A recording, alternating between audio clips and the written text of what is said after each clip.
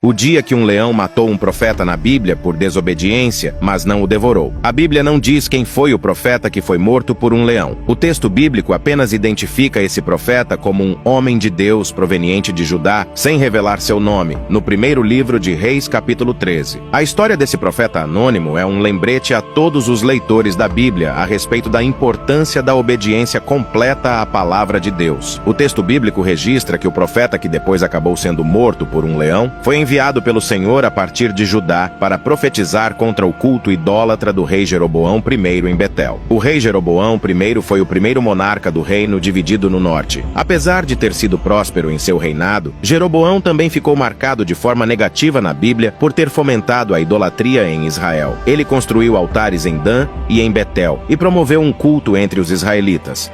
Deus havia aprovado a divisão política do reino, mas jamais aprovou a instituição de uma adoração paralela em Israel. Portanto, a divisão religiosa promovida pelo rei Jeroboão I era ilícita, e foi nesse contexto que Deus enviou o profeta de Judá para anunciar o seu juízo contra o rei de Israel. A Bíblia diz que o homem de Deus foi a Betel e profetizou a queda do altar profano do rei, e também anunciou o surgimento do rei Josias, que governou Judá cerca de 300 anos depois. No momento da profecia, o rei de Israel estendeu a mão contra o profeta, mas sua mão secou de modo que ela ficou paralisada. Jeroboão, então, pediu para que o profeta orasse ao Senhor para que sua mão fosse restaurada. O profeta implorou pelo favor do Senhor, e a mão do rei voltou a ser como antes. No entanto, Deus impôs duas ordenanças bem claras que deviam ser observadas pelo profeta no cumprimento de sua missão. Em primeiro lugar, o profeta de Judá não devia comer pão e nem beber água enquanto estivesse em Betel. Em segundo lugar, o profeta não deveria voltar pelo mesmo caminho por onde havia vindo. O rei Jeroboão até convidou o profeta a ir ao palácio para que ele pudesse lhe presentear. Mas o profeta recusou de forma veemente a hospitalidade do rei. A ordem para que o profeta não aceitasse a hospitalidade de ninguém em Betel provavelmente tinha o objetivo de servir como um sinal de reprovação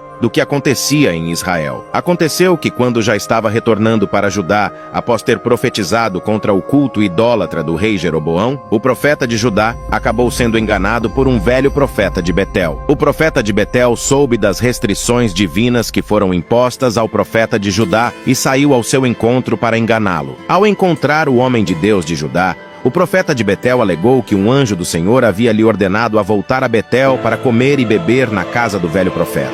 O profeta de Judá acreditou naquela mentira e voltou para comer na casa do profeta idoso. Ao desobedecer a ordem do Senhor, o profeta de Judá recebeu imediatamente a sentença do juízo divino de que ele não voltaria a Judá e nem seria enterrado com seus antepassados. Logo em seguida, o profeta de Judá retornou ao caminho de sua casa junto do seu jumento, mas foi atacado por um leão que o matou. O corpo do profeta de Judá ficou estendido no caminho. Inclusive, milagrosamente, o leão não devorou o profeta e nem o seu jumento. Ao invés disso, o leão ficou parado junto do corpo do profeta de Judá e de seu jumento. Quando o velho profeta de Betel soube do que havia acontecido com o homem de Deus de Judá, ele procurou buscar o seu corpo para enterrá-lo. Obviamente, o velho profeta de Betel entendeu que o fato de o leão não ter devorado o corpo do homem de Deus era um sinal. Assim, ele levou o corpo do profeta de Judá para Betel e o sepultou ali, cumprindo-se o juízo de Deus de que ele não seria enterrado com seus antepassados. No entanto, o velho profeta de Betel reconheceu que aquele homem realmente havia profetizado da parte de Deus, embora houvesse desobedecido ao Senhor. Ele entendeu que tudo o que o homem de Deus havia falado se cumpriria, e pediu para seus filhos enterrarem-no no mesmo sepulcro em que o homem de Deus foi colocado.